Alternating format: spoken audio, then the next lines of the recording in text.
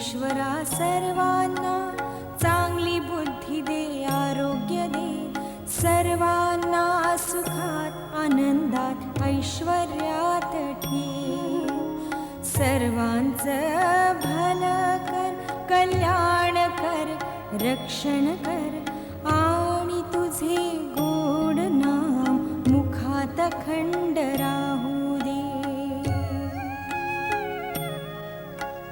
हे ईश्वरा सर्वांना चांगली बुद्धी दे, आरोग्य दे, सर्वांना सुखात आनंदात ऐश्वर्यात ठेव, सर्वांचं भलं कर, कल्याण कर, रक्षण कर आणि तुझे गोड नाम मुखात अखंड राहू दे.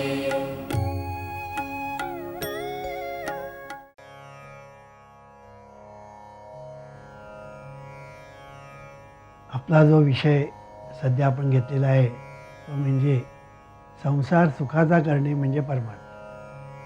आणि या अनुषंगाने आपण शरीर आणि इंद्रिय हे आपल्या मानवी जीवनामध्ये संसार सुखाचा करण्याच्या दृष्टीने अत्यंत महत्त्वाचं असे 2 घटक आहेत हे मी आतापर्यंत 2-3 प्रवचनातून सांगितलं.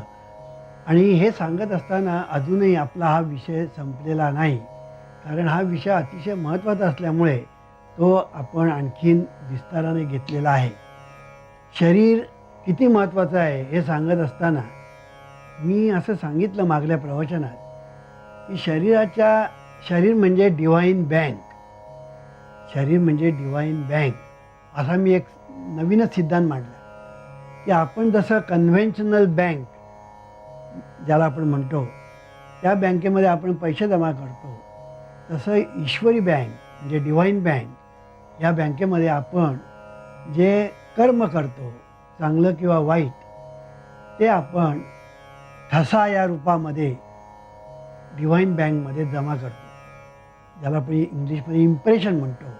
की कर्माचा ठसा जो उमटतो तो कर्माचा ठसा जाणीवेवर उमटतो आणि अंतर्मनाच्या द्वारे डिवाइन बँकमध्ये म्हणजे दिव्य बँकेमध्ये ते डिपॉझिट केलं जातं. हे सर्व इतकं गुप्तपणे, चोखपणे, अचूकपणे, सहजपणे, कौशल्याने केलं जातं की साधारण माणसाला नव्हेच तर मोठमोठ्या विद्वानांनासुद्धा ही गोष्ट कळत नाही, लक्षात येत नाही. आणि म्हणून जीवनविद्या असं सांगते की हा जो सगळा जो प्रकार दिव्य आहे, शरीर दिव्य आहे, शरीराच्या ठिकाणी असणारं सर्व अवयव दिव्य आहेत आणि शरीराच्या ठिकाणी ह्या ज्या गोष्टी नांदतात की पाप पुण्य जमा करण्याची जी व्यवस्था आहे, पुन्हा इथे व्यवस्था आली. म्हणजे हा जो व्यवस्था शब्द मी जो वापरलेला आहे की निसर्ग नियमासहित स्वयंचलित, स्वयंनियंत्रित, नैसर्गिक, पद्धतशीर व्यवस्था म्हणजे परमेश्वर अशी मी जी व्याख्या केलेली आहे, ती व्यवस्था तुम्हाला ठिकठिकाणी सापडेल, संबंध विश्वास सापडेल असं सांगत असताना आपल्या शरीराच्या ठिकाणी सुद्धा ती दिव्य व्यवस्था आहे आणि शरीराच्या अंतर्गत सुद्धा ती दिव्य व्यवस्था आहे. आता हे पाप पुण्याचं जर तुम्ही बघितलं तर हा एक दिव्य व्यवस्थेचाच प्रकार आहे. हा सुद्धा एक दिव्य व्यवस्थेचा प्रकार आहे. आणि म्हणून हा विषय आपण जर नीट समजावून घेतला तर जीवन जगणं ही कला आहे आणि ही आत्मसात केल्याशिवाय जीवन सुखी होणं शक्य नाही. हा जीवनविद्येने मांडलेला सिद्धांत तुमच्या चांगला ध्यानात येईल. तेव्हा आपल्या ठिकाणी असणारा आपण जे कर्म करतो, मग ते चांगलं किंवा वाईट दोपैकी असतं किंवा दोन्ही असतं, त्या कर्माचा ठसा आपल्या जाणीवेवर उमटतो आणि तो ठसा अंतर्मनाच्या द्वारे डिवाइन बँकमध्ये म्हणजे दिव्य बँकेमध्ये जमा होतो, डिपॉझिट होतो. आणि तो जमा झालेला ठसा प्रगट होण्यासाठी, फळण्यासाठी, जीवनामध्ये अनुभवाला आणण्यासाठी तो वाट पाहत असतो. आणि तो वाट पाहत असतो अनुकूल परिस्थितीची. आणि हे मी सांगत असताना परीक्षित राजाची गोष्ट मी मागल्या प्रवचनात सांगितली होती. हे जर तुमच्या नीट ध्यानात आलं तर तुम्हाला कळेल की माणूस जे कर्म करतो त्या कर्मातून पाप पुण्य निर्माण होतं. आता तुकाराम महाराज जे म्हणतात, पाप ते परपीडा आणि पुण्य ते परोपकार, त्याबद्दल मी मागल्या प्रवचनात सांगितलं होतं की परपीडा म्हणजे पाप नव्हे, तर परपीडा केल्याने त्यातून जे निर्माण होतं, जो ठसा निर्माण होतो त्याला पाप असं म्हणतात.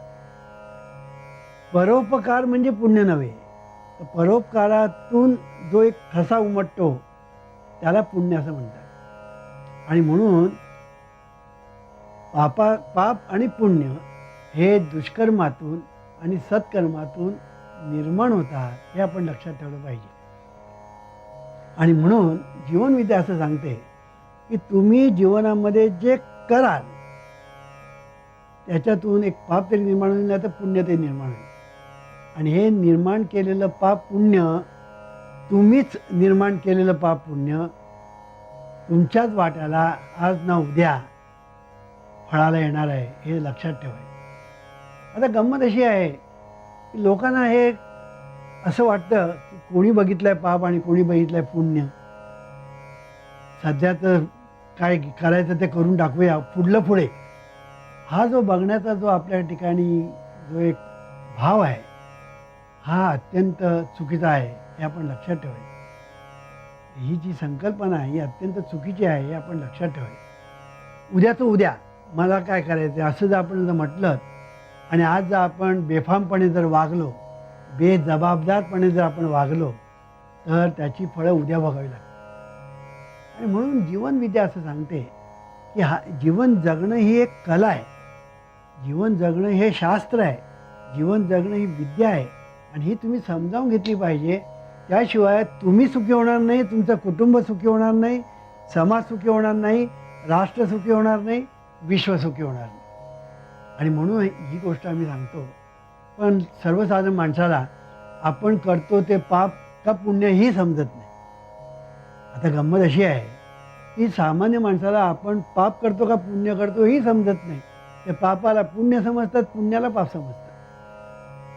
आणि म्हणून पाप पुण्य नावाच्या गोष्टी ह्या लोकांच्या दृष्टीने आणि भोंगळ ठरलेल्या आहेत.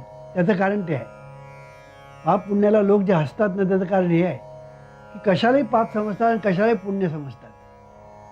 आणि म्हणून पाप म्हणजे काय आणि पुण्य म्हणजे काय, तुकाराम महाराजांनी सांगितलं की पाप म्हणजे परपीडा, की तुम्ही ज्यावेळेला परपीडा करता, तुम्ही जेव्हा लोकांना त्रास देता, तुम्ही जेव्हा लोकांचा छळ करता, मग कळत किंवा नकळत, कळत किंवा नकळत हे अंडरलाईन करायचं, तुम्ही कळत किंवा नकळत जे पाप किंवा पुण्य कराल त्याचं फळ तुम्हाला भोगावंच लागतं. हे तुम्ही जर नीट लक्षात ठेवलं तर मी हे कळत केलं नाही, मला हे माहीत नव्हतं, मी अज्ञानाने केलं, चालणार नाही. आता उदाहरण द्यायचं झालं तर आज होळीचा दिवस आहे. अगदी लक्षात घ्या, आज दिवस होळीचा आहे. आता या दिवशी वास्तविक होळीचा दिवस जो आहे त्याचं कारण मीमांसा वगैरे मी काय करत नाही. पण या होळीच्या दिवशी आणि होळीच्या दुसऱ्या दिवशी फुगे मारले. हे जे फुगे मारले जातात त्यात काही रंगीत असतात, त्या फुग्यामध्ये काही घाण असते. आणि असे जे फुगे जे मारले जातात ते बेसावतपणे लोकांच्या अंगावर पडतात. त्यामुळे किती नुकसान त्या माणसाचं होतं त्याचा विचार फुगे मारणारे करत नाहीत. काही लोकांचे डोळे गेलेले आहेत. काही लोक स्कूटरवरून जाताना किंवा मोटरसायकलवरून जाताना फुगा अंगावर पडल्यामुळे ते खाली पडले, बेसावत असल्यामुळे ते खाली पडले. आणि काही तर मोटरखाली सापडले आणि ते मेले. आता त्यांच्या बायका मुलांनी काय करायचं. आता एवढं मोठं पाप हे कोणी केलं, ज्यांनी फुगे मारले त्यांनी केलं. इतकंच नव्हे तर फुगे मारत असताना त्यांच्या आईवडिलांनी ते पाहिलं तर त्यांनाही ते पाप लागले. म्हणजे आई वडील आणि ती मुलं हे सगळे देवाच्या दरबारात गुन्हेगार ठरलेले आहेत, पापी ठरलेले आहेत. आणि त्याची शिक्षा त्यांना आज ना उद्या होणार. ही काळ्या दगडावरची रेष आहे, ही काळ्या दगडावरची रेष आहे. हे कोणी अन्यथा करू शकत नाही. हे तुम्ही केलात आणि कुठेतरी गेलात बाबांकडे आणि कुठेतरी तुम्ही एखाद्या देवळात गेलात आणि तुम्ही देवाकडे सांगितलं, देवा मी हे केलं, मला क्षमा कर. देव तुला क्षमा करणार नाही. लक्षात ठेवा, देव मी तुला क्षमा करणार नाही. देव तुला एवढं सांगेल पुन्हा करू नको म्हणून, पण तेही सांगणार नाही. देव तेही सांगणार नाही तुम्हाला करू नको. काय करायचं की काय करायचं नाही हे तू ठरव, कारण तूच आहेस तुझ्या जीवनाचा शिल्पकार. देव तुम्हाला काहीच सांगणार नाही. आणि आजकाल बुवा बाबा तेही काही सांगणार नाही तुम्हाला.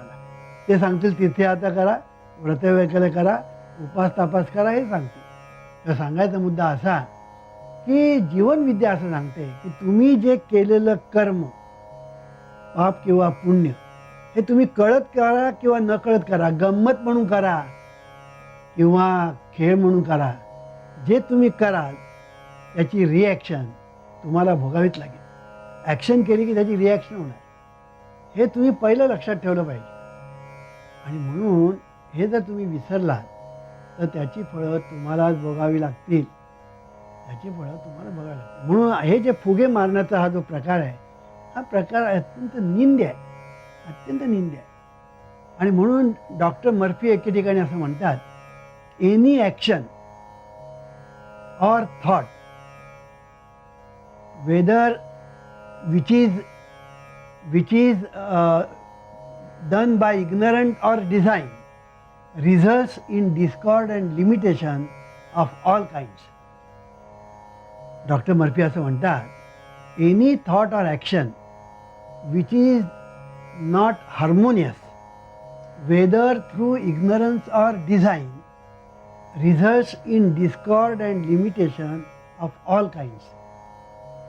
God has nothing to do with unhappy conditions in the world.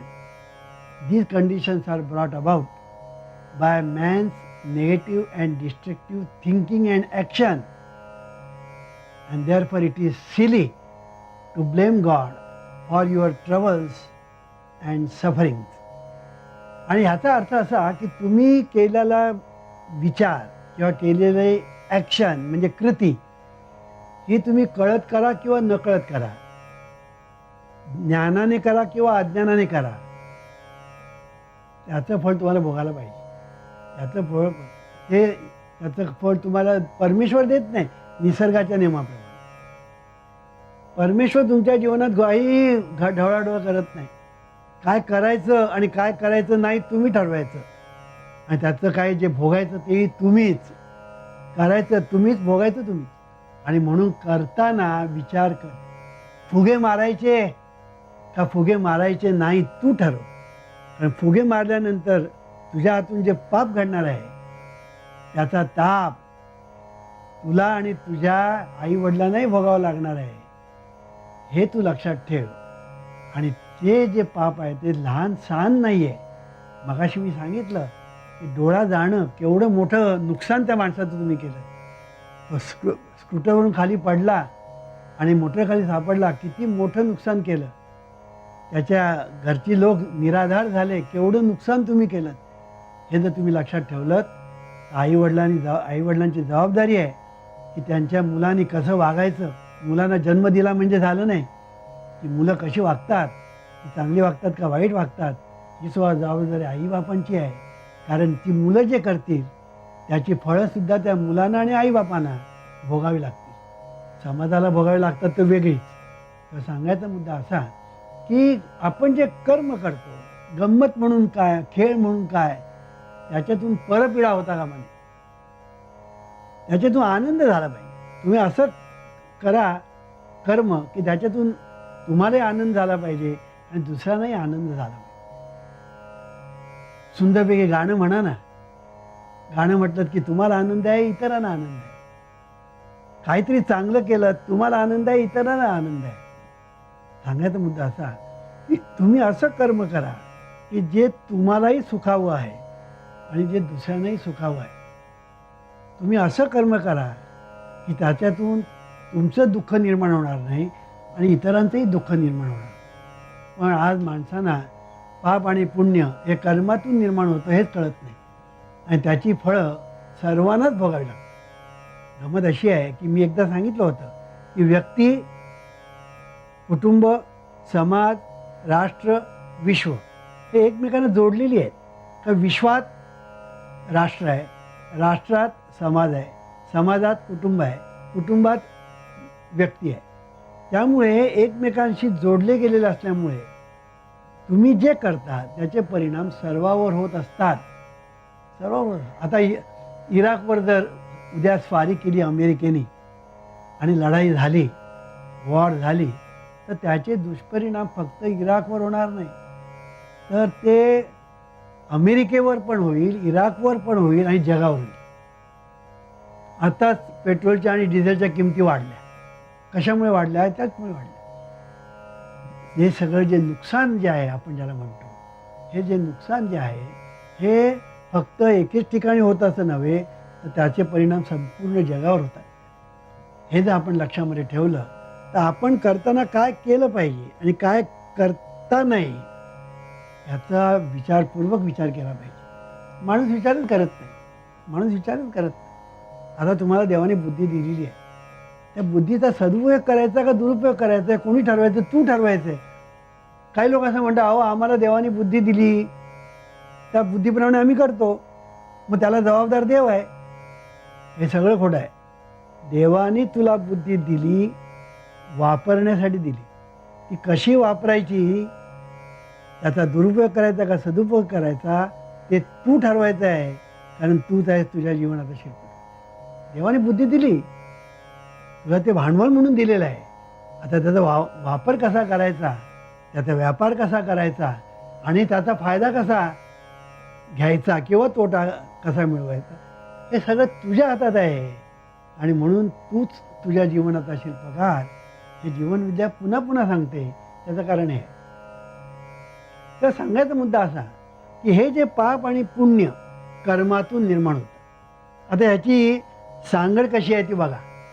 मी मागल्या वेळेला सांगितलं होतं हे नकाशा, की तुम्ही ज्या वेळेला प्रवासाला निघता त्यावेळेला नकाशा घेता. आणि नकाशा तुमच्या हातामध्ये असला की तुम्हाला प्रवास सुखाने करता येतो. तसा हा जीवनाचा सुद्धा एक नकाशा आहे. तो आता नकाशा कसा आहे तो पहा. तुम्ही कर्म केलं की त्या कर्मातून पाप किंवा पुण्य निर्माण होतं. त्या पाप पुण्यातून आणि नियती निर्माण होते. त्या नियतीतून सुख दुःख निर्माण होतं. आणि जे पाप पुण्य शिल्लक राहिलेलं असतं नियती न फळल्यामुळे ते पुन्हा संचितामध्ये येऊन पडतं. आता हा जो विषय आहे ना, हा एक मोठा गमतीचा विषय आहे. हा जो विषय आहे ना, हा विषय गमतीचा आहे. कसा तो पहा. आपण पुष्कळ वेळेला याच्यातून वाचतो, ऐकतो, म्हणजे संचित, प्रारब्ध, क्रियमाण, नियती, सुखदुःख वगैरे वगैरे आपण पुस्तकातून वाचतो आणि ऐकतो. पण खरं म्हणजे ह्याचा एकमेकांशी काय संबंध आहे तो आपण नीट लक्षामध्ये घेतला पाहिजे. आता संचित कशाला म्हणतात ते नीट लक्षात घ्या. संचित म्हणजे मी मागल्या खेपेला सांगितलं, मागल्या प्रवचनामध्ये, की आपण जे काही करतो कर्म बरं किंवा वाईट, त्याचे जे ठसे उमटतात ते डिवाइन बँकमध्ये जमा होतात, डिपॉझिट होतात. जसे आपण बँकेमध्ये पैसे डिपॉझिट करतो त्याला आपण बँक बॅलन्स म्हणतो. तसं आपल्या ठिकाणी जो एक बॅलन्स तयार होतो तो bank balance, divine bank balance, म्हणजे कर्माचे जे ठसे पाप पुण्याच्या रूपात आपल्या डिवाइन बँकमध्ये जे जमा झालेले असतात, डिपॉझिट झालेले असतात, तो आपला बँक बॅलन्स असतो. हे आपण पहिलं लक्षात ठेवलं पाहिजे. आता हे जे ह्याला संचित असं म्हणतात, ह्याला संचित असं म्हणतात. आणि म्हणून मनुष्य जन्माला जेव्हा येतो तेव्हा तो संचित घेऊन येतो असं आपलं शास्त्र सांगतं. हे शास्त्र फक्त हिंदू धर्मामध्येच आहे. हिंदू धर्म हा किती सायंटिफिक आहे हे मला सांगायचं आहे, की इतर धर्मामध्ये हा भानगडी नाही आहे. हिंदू धर्मामध्ये हे शास्त्र मांडलेलं आहे की तुम्ही जेव्हा जन्माला येता तेव्हा तुम्ही संचित घेऊन जन्माला येता. आणि हे अगदी बरोबर आहे. ते मी मागल्या प्रवचनात सांगितलं होतं. हे का असं घडतं ते मी मागल्या प्रवचनात सांगितलं होतं. तेव्हा संचित मनुष्य घेऊन येतो. म्हणजे काय घेऊन येतो की जसा आपला बँक बॅलन्स असतो तसा आपला संचितामध्ये पाप पुण्याचा बँक बॅलन्स असतो आणि तो घेऊन आपण येतो. आणि जेव्हा आपण जगायला सुरुवात करतो तेव्हा त्या पाप पुण्याचा त्याच्यातून त्या संचितामध्ये जे पाप पुण्य जमा झालेलं असतं त्यातलं पाप पुण्य आपण भोगण्यासाठी म्हणून जे काढलेलं असतं त्याला प्रारब्ध असं म्हणतात. जसं आपण बँकेतून पैसे काढतो तसं इथे आपण संचितातून जे पाप पुण्य बाहेर काढतो खर्च करण्यासाठी त्याला प्रारब्ध असं म्हणतात. हे प्रारब्ध आहे, हे प्रारब्ध आपण ज्यावेळेला भोगायला सुरुवात करतो त्यावेळेला भोगत असताना आपण कर्म करत असतो. बघा, भोगत असताना आपण कर्म करतो. भोगत असताना आपण जे कर्म करतो त्या कर्मातून पुन्हा पाप पुण्य निर्माण होतं. त्या कर्मातून पुन्हा पाप पुण्य निर्माण होतं. आणि हे पाप पुण्य जे निर्माण होतं त्याची परिणिती नियतीमध्ये होते. म्हणजे पाप पुण्य ज्यावेळेला परिपक्व होतं तेव्हा त्याची परिणिती नियतीमध्ये होते. आणि नियती ज्यावेळेला फळाला येते तेव्हा त्याला सुख आणि दुःख असं म्हणतात. आता नियती फळाला आल्यानंतर सुख दुःख आपल्या वाट्याला आलं, पण नियतीमध्ये असणारं जे पाप पुण्य ते सर्वच फळाला आलेलं नसतं. पण त्याचं काय, ते पुन्हा संचितात जाऊन पडतं. आणि अशा तऱ्हेने संचितामध्ये आपला बॅलन्स असतो ना, तो वाढतच असतो. आपला बॅलन्स वाढत असतो, पापचं किंवा पुण्याचं किंवा दोन्ही. आता लक्षामध्ये घ्या तुम्ही, हे सगळं जे आहे ना, मी मागल्या केव्हा सांगितलं ह्याच्यामध्ये अंधश्रद्धा काडीची नाही आणि ह्याच्यामध्ये कुठल्याही तऱ्हेचा प्रतिगामीपणा नाही आणि ह्याच्या पाठीमागे सायन्स आहे, हे मी मागल्या केव्हा सांगितलं. हे सगळं जे आहे ते आपल्या ठिकाणी जी जाणीव आहे, ज्याला आपण इंग्लिशमध्ये कॉन्शियसनेस असं म्हणतो, ती इन्फिनिट आहे. ती इन्फिनिट आहे. आणि ही जी इन्फिनिट अशी जी जाणीव आहे त्याच्यामध्ये जे लेयर्स आहेत म्हणजे थर, ते लेयर्स किती आहेत ते इन्फिनिट आहेत. आणि ह्या इन्फिनिट लेयर्स जे आहेत त्याच्यावर आपले हे जे ठसे उमटत असतात आणि ते आपल्या डिवाइन बँकमध्ये जमा होत असतात. असा हा जो एक अद्भुत प्रकार जो चाललेला आहे, हा अद्भुत प्रकार माणसाला जर समजला तर तो जीवन जगताना सावध राहील आणि समजला नाही तर तो बेसावध राहील. सावध तो सुखी, बेसावध तो दुःखी. बघा, मनुष्य जो बेसावध असतो तो नेहमी दुःखी होतो, पण सावध असतो तो सुखी असतो. म्हणून सावध तो सुखी. आता सावध कुठे राहायचं? कर्म करताना. कर्म करताना जर तू सावध राहिला, जर तू चांगलं कर्म केलंस तर तुला काळजी करण्याचं कारण नाही, कारण तुला फळ चांगलं मिळणार. वाईट कर्म केलं तर तुला फळ वाईट मिळणार आणि तो काळजीचा विषय असतो. आणि म्हणून करायचं तर सत्कर्मच करायचं, करायचं तर चांगलंच कर्म करायचं, वाईट कर्म करायचंच नाही असं जर माणसाने ठरवलं तर जगाचं नंदनवन व्हायला किती वेळ लागेल? जगाचं सोडा, प्रथम व्यक्तीने त्याच्या स्वतःपासून सुरुवात करावी. मी करीन तर चांगलंच करीन. कुटुंबातल्या माणसांनी जर ठरवलं, प्रत्येक कुटुंबातल्या माणसाने की मी चांगलंच करीन, कुटुंब सुखी झालं. त्या कुटुंबामध्ये नंदनवन, भांडण नाही, तंटे नाही, बाकी नंदनवन. समाजामध्ये नंदनवन, राष्ट्रामध्ये नंदनवन, विश्वामध्ये नंदनवन. पॅराडाईज पॅराडाईज म्हणतात, स्वर्ग स्वर्ग म्हणतात. ते मेल्यावर, ते मूर्ख लोक म्हणतात. मेल्यावर स्वर्ग मिळेल असं जे म्हणतात ते मूर्ख. आणि जिवंतपणी स्वर्गाची जे इच्छा करतात ते शहाणे. आणि म्हणून जिवंतपणी स्वर्ग पाहिजे असेल तर तू सत्कर्मच केलं पाहिजे. आता सत्कर्म करायचं का दुष्कर्म करायचं ते तू ठरव, कारण तूच आहेस तुझ्या जीवनाचा शिल्पकार. ओम शांती शांती शांती. ओम शांती शांती शांती.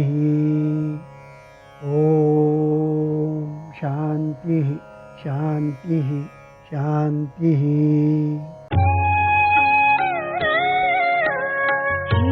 ईश्वरा सर्वांना चांगली बुद्धी दे, आरोग्य